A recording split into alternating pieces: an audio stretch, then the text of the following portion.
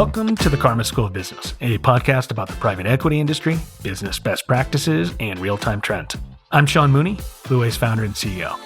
In this episode, we have a fantastic conversation with Dan Gaspar, partner with TZP Group. Enjoy.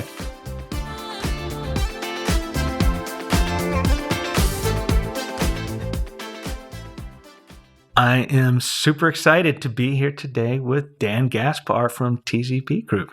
Dan, great to be here with you. Thanks for having me.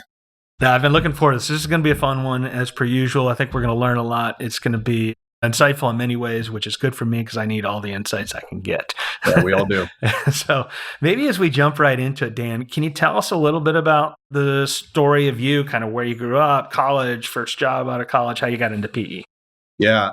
I know you ask all these questions about how people get into PE, and I love hearing all these interesting stories about all of these great people in my business who took the most unexpected and circuitous routes to get to where they are. But my story is frankly a bit more boring and straightforward. I grew up on the North Shore of Long Island. I had a happy childhood. I'm one of four kids, tight-knit family. My parents both immigrated to the U.S. from Eastern Europe when they were kids and grew up in New York City. So I always felt that I had a good mix of kind of old world and new world perspective in my upbringing. But my dad spent the majority of his career in venture capital and private equity. And so I was exposed to the investing world at a young age, talking about deals, seeing the ups and downs of his portfolio, and thought it was pretty exciting. And frankly, I didn't really spend a lot of time pondering doing anything else than a PE career. And so my path to it was pretty straightforward because I kind of had the end in mind. I applied early to Wharton and never really looked anywhere else. As an undergrad, I loved my Wharton education and have amazing memories and friends from my time at Penn. I received a summer internship in Morgan Stanley's investment bank and was lucky enough to get a full-time position out of school. And then after banking, I went to business school at Columbia and have been working in private equity now for the past 20 years. So that's probably the most tried and true path to a career in private equity.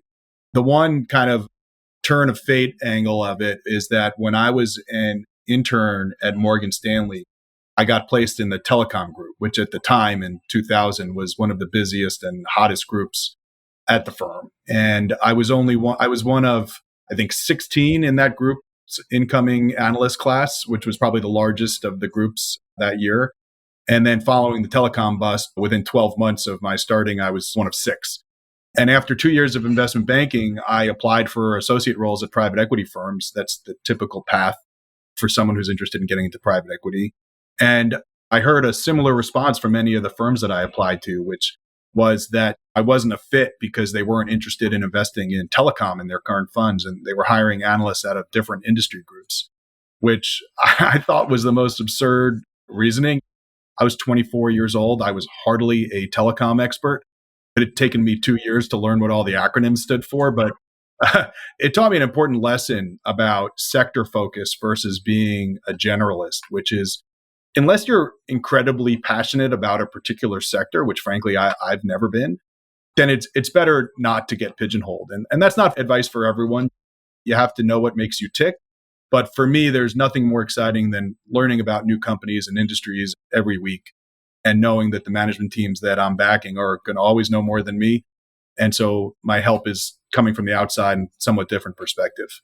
So anyway, I ended up getting a couple of private equity job offers, but decided instead to go straight to business school. And that allowed me to somewhat reset and separate myself a bit from the telecom label. I've been what I broadly define as a generalist investor ever since. So while my journey was interesting and exciting for me, I recognize that college to investment banking to business school to private equity is pretty much the textbook career arc, or at least it was for people of my generation. I'm always interested to see the different routes that people take to get here. I love so much about what you shared there as I think about the path there. It reminds me of so many kids I went to college with. So I grew up in Texas and we didn't have any of that. But my friends grew up in kind of New Jersey, New York, Connecticut, Long Island, and their family business was the business of Wall Street and finance. And so they all grew up with that. And so when I was coming up and didn't know left from right and up from down. And I was asking, like, what are you guys going to go do after college? And they go, we're going to go do investment banking. And then I asked, what is investment banking? And they're like, what? How do you not know this? Like, Right, exactly. I was like, and then you're like, you better start preparing for those interviews, buddy. You don't even know like what EBITDA is. Yeah, but times have changed, right? I mean, you grow up in Texas now, you're going to get pretty good exposure to finance at an early age. The world is no longer Wall Street focused. In many ways, it goes to like your first point, like the telco boom, which was enabling the internet. The world is such a smaller place now. You don't have these ecosystems as much, but you still do. But it was great skills, and what you articulated. You said this is kind of the conventional path, but that is still a really hard path to go through the gauntlet of competition in the New York school system to get into Wharton, which is no easy. Well, you got half of New England and Mid-Atlantic applying to it. And then you get into Morgan Stanley, which is another gauntlet in its own self, because these schools and these companies still aren't going to take everyone from Wharton or everyone from Long Island. I was a massive beneficiary of what I call the Texas discount when I went to college. So I was like, they had to check a box from Texas, so they let me in. So I was like, great, this is good. You take what you can get. But yeah, exactly. Sometimes it's better to be lucky than smart. But I do know from my wife who grew up in kind of the tri-state area, it's a really hard kind of meat grinder to get through to get into those roles. So it may have been conventional, but it's certainly not an easy path. Yeah, that's right. Having clarity on what you want to do helps a lot because it helps focus. I'm always more impressed by the folks who were so smart at Wharton that they could wake up junior year and decide I want to go into investment banking and still get all the plum jobs. So it's never too late.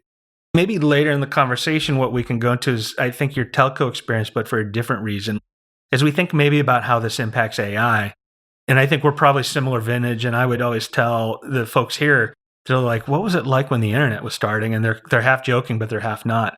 Because then they were all born with it. And I was just like, no, it was, in some ways, what's going on now has some correlates to what happened in the 90s and early 2000s. But this is just bigger. Yeah, bigger and faster. Yeah, that's exactly right. So maybe let's save that for later in the conversation. But I think the life experiences you had there are going to also inform what's going on now. One of the other kind of common questions I like to ask just to get to know people better is, what would be one of the things we know you better if we knew this about you? I generally think that people who know me well. I'm a pretty open book. But if you really want to know what energizes me, you have to see me at home with my wife and my kids. I'm a pretty involved dad, and I'm married to an amazing woman who is training me to be a great husband. And we're in year 17 of marriage. I'm starting to get good at it finally, or better. That's where certainly I put the guard down and my true self. But I think most people would say that I'm a pretty direct person. You get what you see. In some ways, that's a beautiful gift. What I always loved about people who kind of grew up in New York, there's this kind of directness that's cultural as part of it. The beauty of it is you kind of know where people stand and you don't have to guess. That's right. In growing up in Texas, which I think was an amazing place to grow up, and actually a lot of similarities in some of this kind of like I always got along best with the New Yorkers because they were both kind of equally, to use a Texas saying, like all hat kind of like we were big talkers and brash in some ways and kind of like brimming with confidence. But in Texas, at least then, I think that's different now, is you call it like how does someone from back then say no?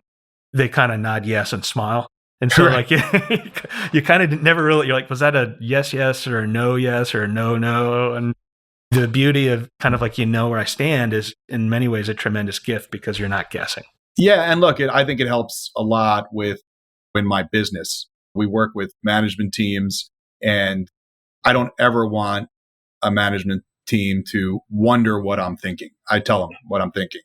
Positive, negative, whatever the case may be, just being very direct with my feedback. We tend to be partners with these folks for 5 years. So I don't get any benefit for waiting to share my thoughts. Yeah. Well, as I said, it's a strength and a gift. And that's something that I've kind of learned to get better at as well, where it's just kind of like, don't sugarcoat it. Don't do the feedback sandwich where it's good, what you really mean, and then good at the end. Sure. You do have to find the good, but directness is important. Hey, as a quick interlude, this is Sean here. Wanted to address one quick question that we regularly get. We often get people who show up at our website, call our account executives, and say, hey, I'm not private equity. Can I still use Blue Wave to get connected with resources? And the short answer is yes. Even though we're mostly and largely used by hundreds of private equity firms, thousands of their portfolio company leaders, every day we get calls from everyday top proactive business leaders at public companies, independent companies, family companies. So absolutely, you can use this as well. If you want to use the exact same resources that are trusted and being deployed and perfectly calibrated for your business needs, give us a call. Visit our website at bluewave.net. Thanks. Back to the episode. Let's turn the page on our conversation, Dan, here. And one of the things that I always really appreciate the opportunity to do so is ask people of your kind of success and caliber, what do you look for in a business? And I'll be candid, I selfishly use that on our company here. It's like, because if it's something like the traits and the elements of value are important to you, they probably should be important to me too. You spent a lot of years in my business, so you know this. And I'm not going to have any super secret or proprietary things to share with you. But having done it for a long time, everyone in this business has their few things that they look for when they come across a new opportunity. And obviously, I have those for me too. And I try to find what I call specialness. Specialness means that you have a product or service that is different from the competition and has a sustainable competitive advantage that could benefit from the additional resources that an institutional investment partner, hopefully like me, can bring to the table. Specialness is hard to distill into a singular KPI because it's not always numerical, and it's certainly different by industry. But I do try to look at a few quantitative measures. First and foremost being the revenue growth rate relative to the market. Basically, are you winning? High gross margins indicate that people are willing to pay more for your product or service. And are those margins increasing or decreasing over time as you look at the competitive set? Customer diversification and stickiness. Do people stick with you for a long time because you've proven to them that your product or service is better? Capital efficiency. I tend to invest in asset light business models. So that's an important element of the types of investments that I make. And then there's more qualitative criteria that address whether a company will make a good investment over a 5-year investment hold. The biggest one for me is, are there multiple ways to win? I've been doing this long enough to know that the performance will never perfectly match my underwriting model. I've yet to do that. So you need to have a few irons in the fire that represent multiple avenues for growth. And so the kind of soft topics that I look for are, what's your value proposition?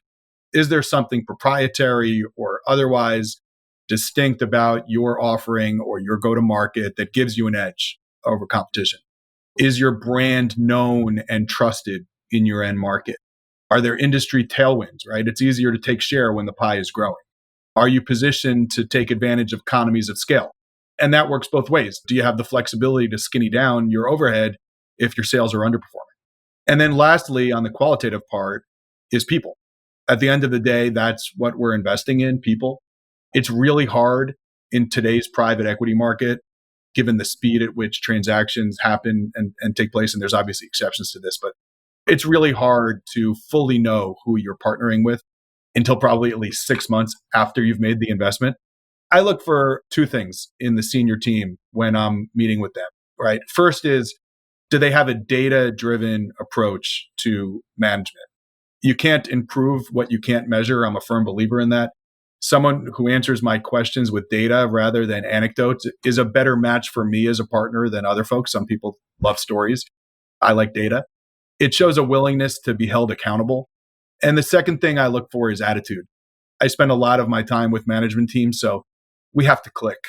I want someone who has confidence combined with realism and practicality, someone who has high enthusiasm for the business, and more than anything else, someone who appreciates what my team can bring to the table in a partnership, right? And by the way to measure that last piece is by how much equity they're willing to roll over into the new deal. I want to back a founder who is seeking a partner to help them take advantage of an incredible opportunity ahead of them, rather than one who's looking to maximize cash at close. I stole this analogy from one of my partners, but I use it when I'm talking to management teams for the first time. But our approach is to find owners and management teams who don't think of it as selling their house, but rather bringing on a roommate. And as a roommate, I have to prove to them that I'm going to help with some chores around the house. And most importantly, I can help them build a second and third floor to their home to build value for all of us. That's kind of a mentality that you have to be able to sell. And then most importantly, you have to be able to back it up.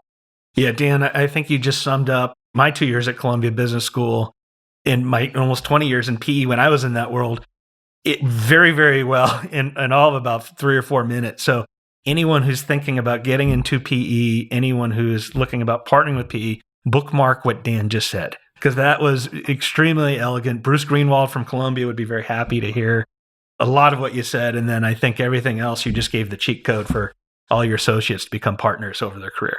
There you go. Well, I'm not secretive about it. I share it with everyone here all the time. And it's all about feedback, not just for our management teams, but for, as you mentioned, for the people who work here as well. You mentioned that I spent a lot of time in the business as well. But just hearing you say those things, it's so important to go back and just, as you were talking about it, it just kind of crystallized in my head, like, yeah, these are the things that matter, particularly as I think about my new seat, where I'm leading a company that's a proxy for the portcos that I had when I was in your shoes, but just really kind of taking a moment to pull your head up and say, this is what matters. And I think you did a great job of just articulating those pillars. And it got me really thinking. In general, sometimes the team here at Blue Wave gets a little nervous whenever we have one of these conversations, because then I come back with ideas. So, well, look, what you did at Blue Wave is something that I'm very jealous of, right? Because having worked in private equity, you basically got really good at pattern recognition and found a hole in the market to help folks like us. So necessity is the mother of invention for you. You knew what frustrated you as a private equity professional, and you went to attack it in the best way possible, which is entrepreneurially. I think that's right. It was solving a problem. I always say it was fueled by entrepreneurial inspiration meets hubris and naivete. And so, it's like, how hard could this be? So I always tell people, like, when I started, my hair was brown, and it's not anymore. But no, I was like, actually, PE did that to me. There was just more of it. It's been a fun thing, but I always think about my world through the lens of yours. And I think it's really helpful. And like, you could do what I do, just given the pattern recognition you have. You're already in this amazing business. So why? I don't think I could do what you do. No, I wouldn't bet against you. Hi, Karma School of Business listeners. Sean here. Wanted to shine another quick spotlight on one of the most important ways PE firms preserve and create value. The private equity industry is one of the most regular users of interim executives. Why? Because these select private equity grade executives can be hugely impactful for saving company value during critical times, accelerating strategic initiatives, and bridging executive transitions that happen to almost any company over time. To this day, many don't know that Blue Wave has turned the interim exec offering on its head and completely made it the way that my friends and I in PE always wished it was. Blue Wave has a dedicated team that does nothing but interview, pre-vet, credentialize, and reference private equity grade groups and people so that we know who you need before you call us. In the case of interims, we have more than 1,000 top interim private equity grade CEOs and CFOs that are ready to be matched for your exact need when you need it. Give us a call or visit our website at bluewave.net, and we can give you excellence and alpha with ease. Back to the show. Let's turn the page here and let's talk about how is TZP approaching value creation? What are you all doing in kind of concert with your portfolio companies that kind of pull on the oars together? Yeah, sure. At TZP, we actually have a value creation playbook, which in addition to our sourcing and due diligence playbooks, they're shared with every new employee so that every TZP employee knows what goes into making a TZP investment and ensure that steps aren't skipped. And so for us, value creation really needs to start right away. We typically hold an offsite strategy session with the management team within the first couple of weeks post-close. And I use this as an opportunity to present to senior and even next level management why we invested in their company and which growth opportunities got us most excited. The average offering memorandum lists something like 6 to 10 avenues for growth.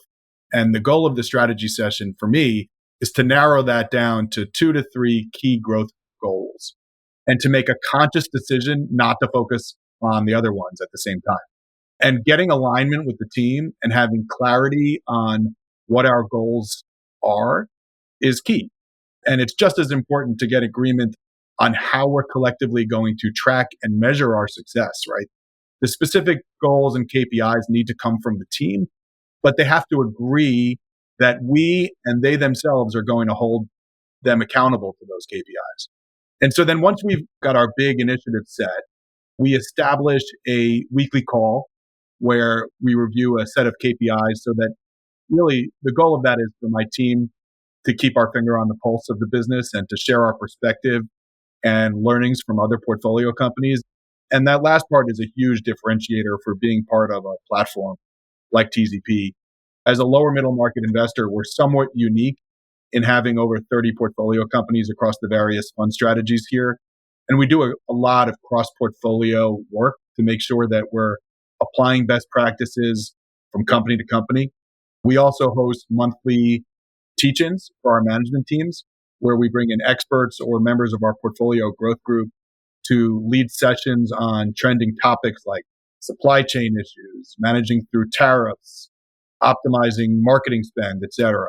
This week, we're holding a portfolio-wide lunch and learn on AI, where 3 of our portfolio company leaders will present case studies on how they're using AI to improve their businesses, and we'll take questions and feedback from other CEOs.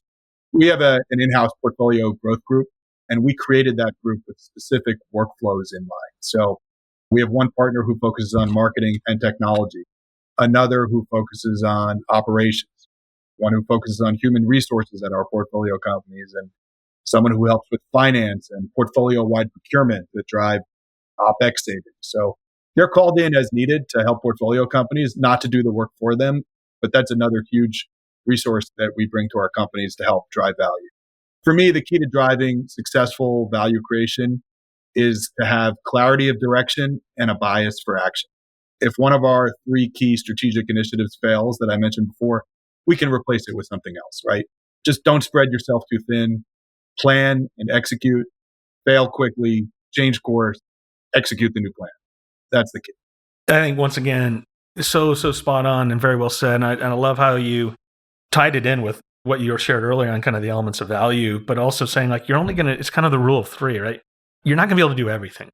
And candidly, when I was younger in PE, that was something I always had a challenge with because I was like, let's do everything.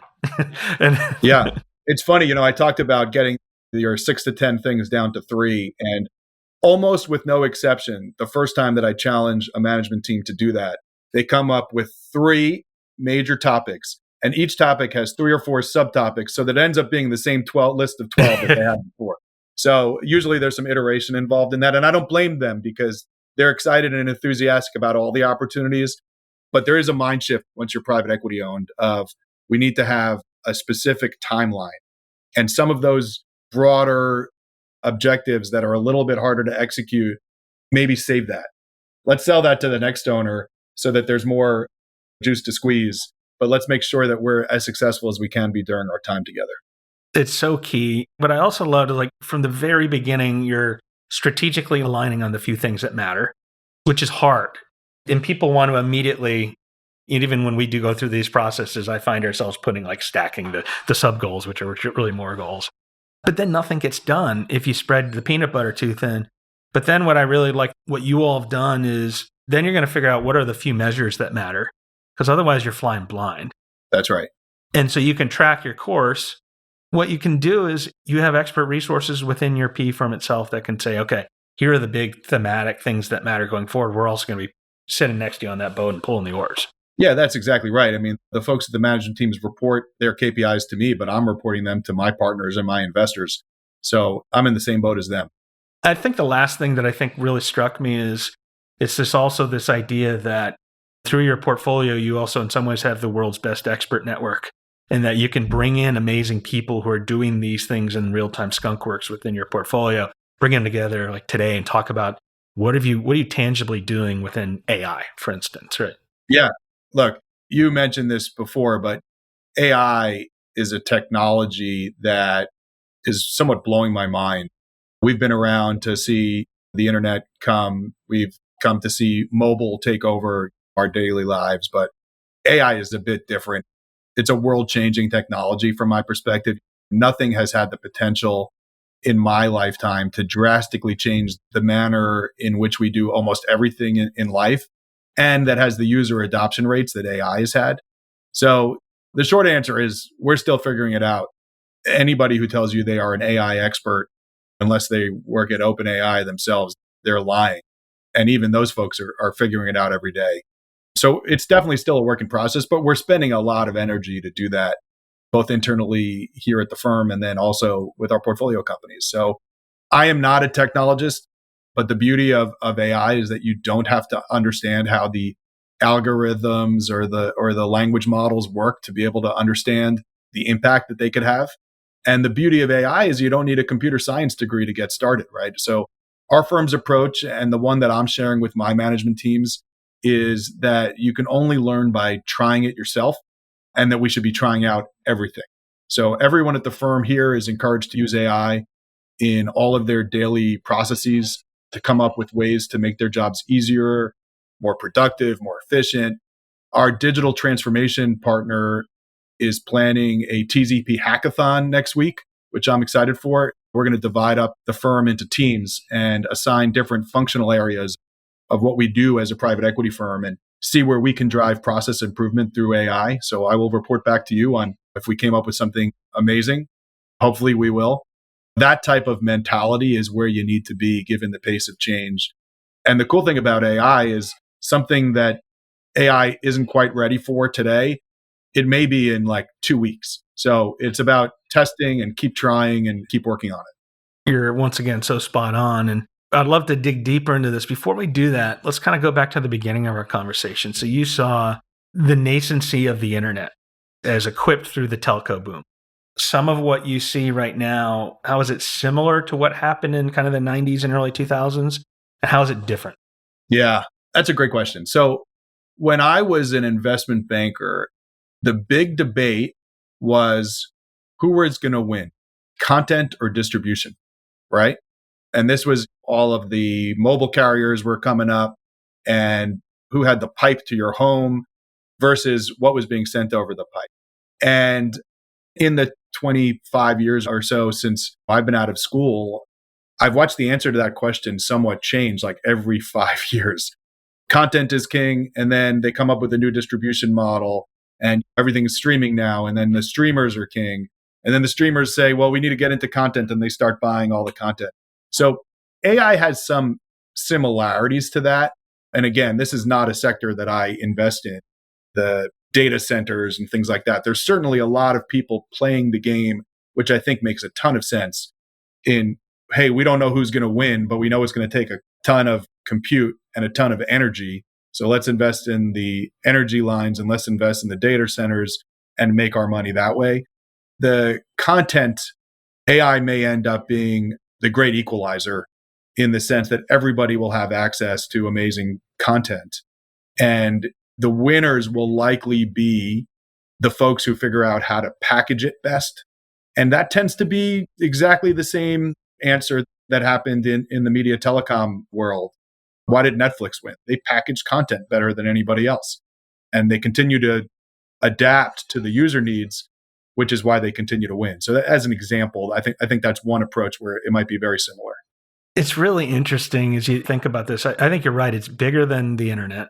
You're right. It was faster than the internet. And so I think about like what happened as kind of the internet matured. The cycles were still probably like you would adopt something and stick with it for maybe 3 to 5 years at least, right? There was SaaS that put in systems of record that created the scaffolding to run your business. And you would stick with that until the very last moment you had to change. But it was much more like tectonic shifts. How do you think about right now where it's moving so fast? You hit on it exactly right. I mean, I think the idea of starting up with something and then being loyal to a new technology is it's a thing of the past. This new generation doesn't think of it that way. I got an AOL email address when I was a junior or senior in high school, and I had that address up until Gmail was invented, which was 15 years later.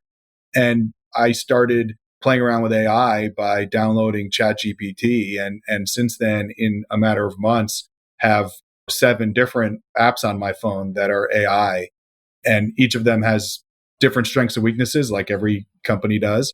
And I'm learning what they're good at and what they're bad at. And by the time I get used to working with one as my go-to, I'm sure there'll be 6 more options to choose from. So I'm just asking for a friend on this. Do you or any of you get in trouble for talking to ChatGPT too much at home?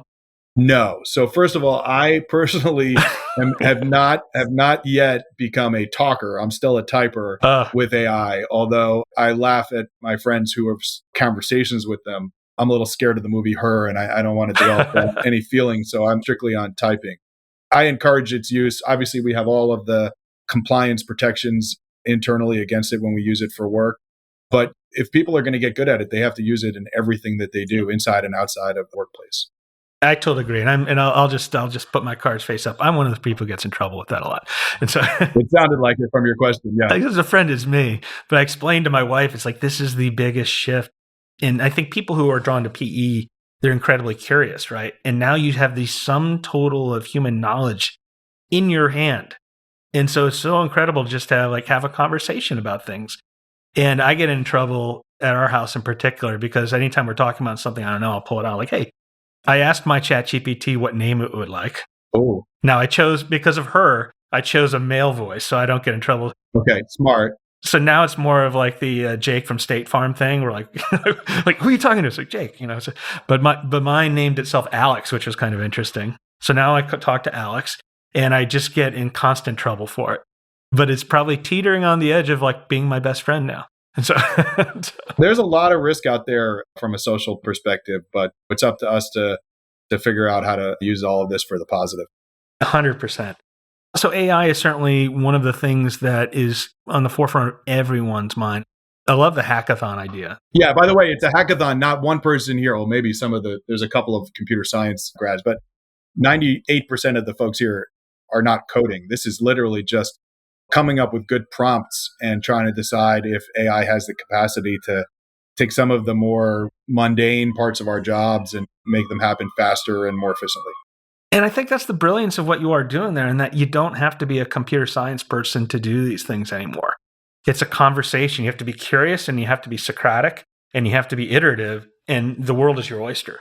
Yeah, God knows I wouldn't be able to do it if you needed any technical ability. Yeah, but I'll tell you, it's kind of fascinating. I was curious the other day. This is in the spring, actually. My son plays Quiz Bowl, which is like competitive Jeopardy in high school. And he goes, and the thing is, they never tell anyone the score. And so you're always like, what's the heck's the score during these hour-long games? And so I was like, I wonder if there's I could just make an app that just is a scorekeeper. And within a couple of hours, I had this entire app developed in Swift that I could put into Xcode. Sean, what took you so long? A couple hours. I know. I was just like, oh, wow, this is exactly what I want. It was pretty amazing. The hardest thing was getting it into the App Store. Shout out to Quiz Bowl Scoreboard if you want to scoreboard on your Quiz Bowl. There you go. But anyways, as you think about maybe some of the other topics, are there any other kind of big value creation opportunities that you're thematically engaging with your portcos today? The last couple of years have been an interesting time. It's been a funky economy. And I think the key over at least 2025 has been, how do you deal with uncertainty? There's a lot of uncertainty in the market. You and I were scheduled to originally have this discussion a couple of months ago. It was April 2nd, which ended up becoming a holiday in that it was Liberation Day, and we had to cancel because the world was getting turned upside down, and we all have our priorities to make sure that we're doing what we need to help our companies. But, I think the advice that I have for my companies in terms of value creation now is really more on the defense with respect to, in an uncertain environment, how do you keep your customers happy? How do you keep your margins in a way that are healthy and that you continue to expand? Where can you cut costs to be able to withstand periods of slower revenue? If you're a tariff impacted company, of which we had many, how do you make decisions when you don't know what the cost of your product on an as landed basis will be in 3 months, 6 months, 9 months? The message that I've told all of them is you can't get whiplash. You have to play for the longer term. And one of the benefits of having a private equity partner is that we can help you withstand some of the short-term hits that you get from those uncertain markets. And as long as the longer term outcome ends up in a reasonable, practical place, which I really do believe it will, we are not there yet. So it's about managing, it's about having good lending partners so you don't get caught by surprise with some covenant breach, for example. It's really about planning and being able to react to the environment out there without overreacting to the environment out there. I like that. And it's so foundational. One, keep the main thing the main thing. Keep your customers happy and make money.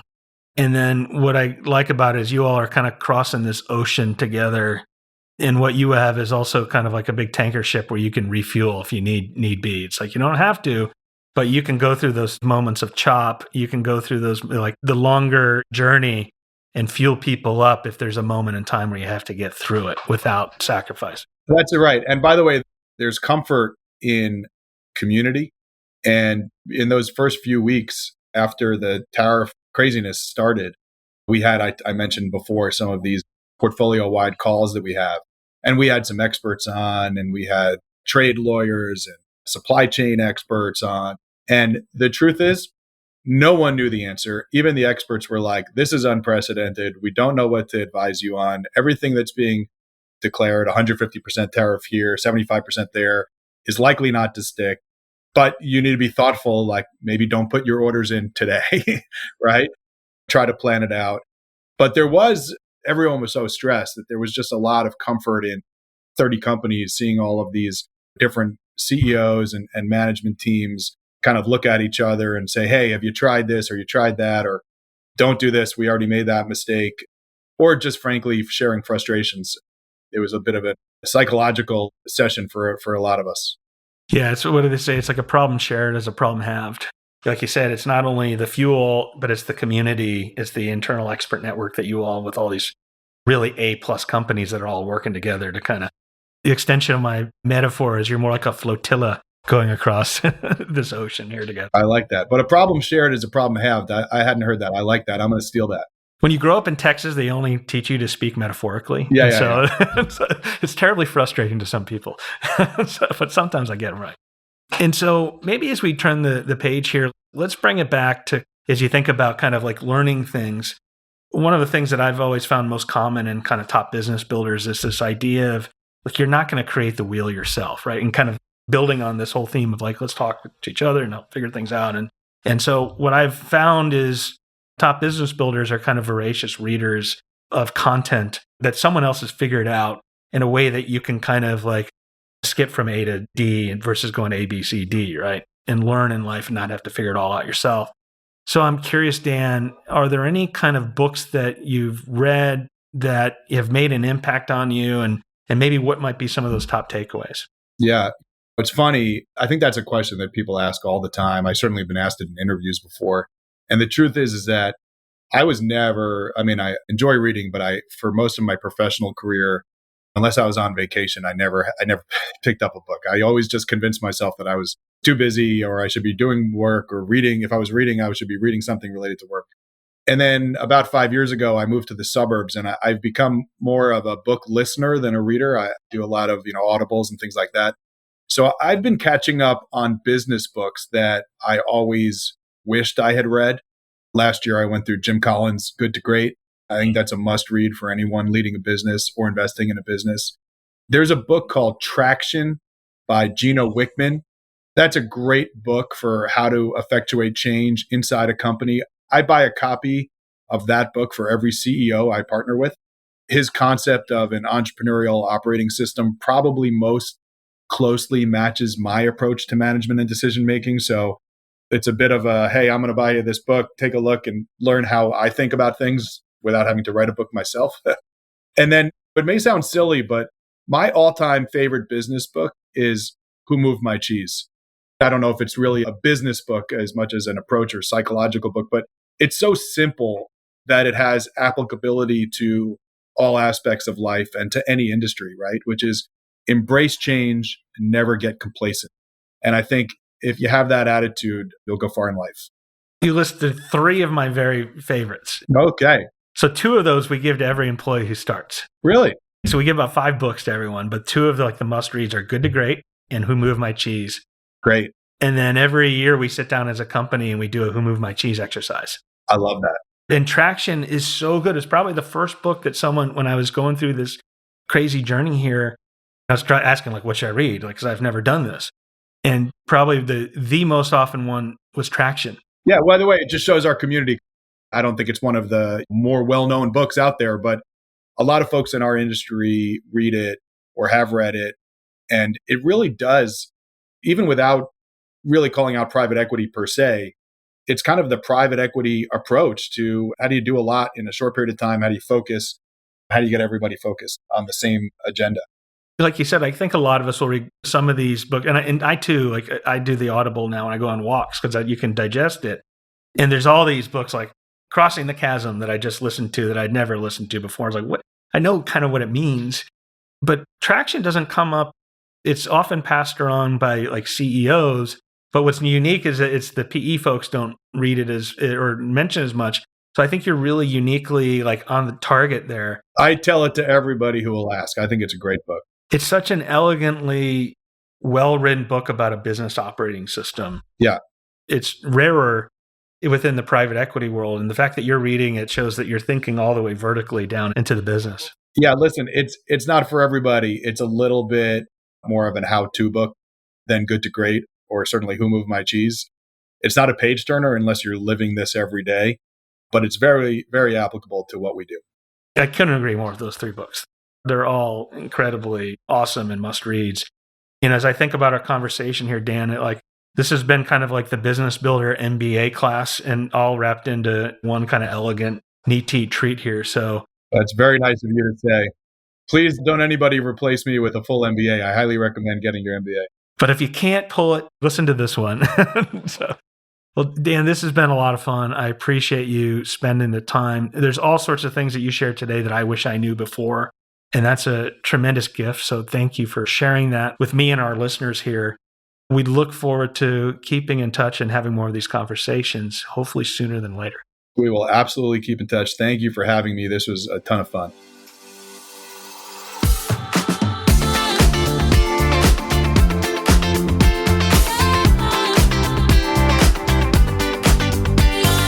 That's all we have for today. Special thanks to Dan for joining. If you'd like to learn more about Dan Gaspar and TZP, please see the episode notes for links.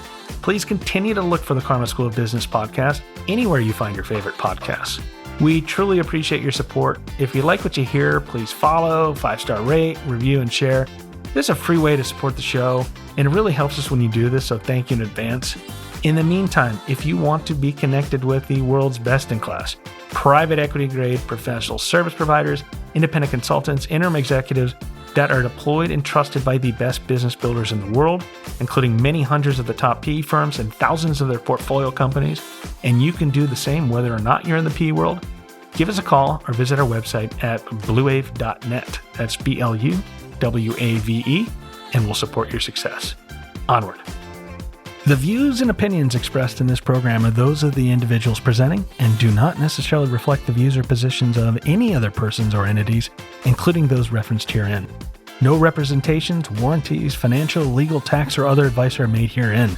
Consult your advisors regarding any topics discussed during this episode.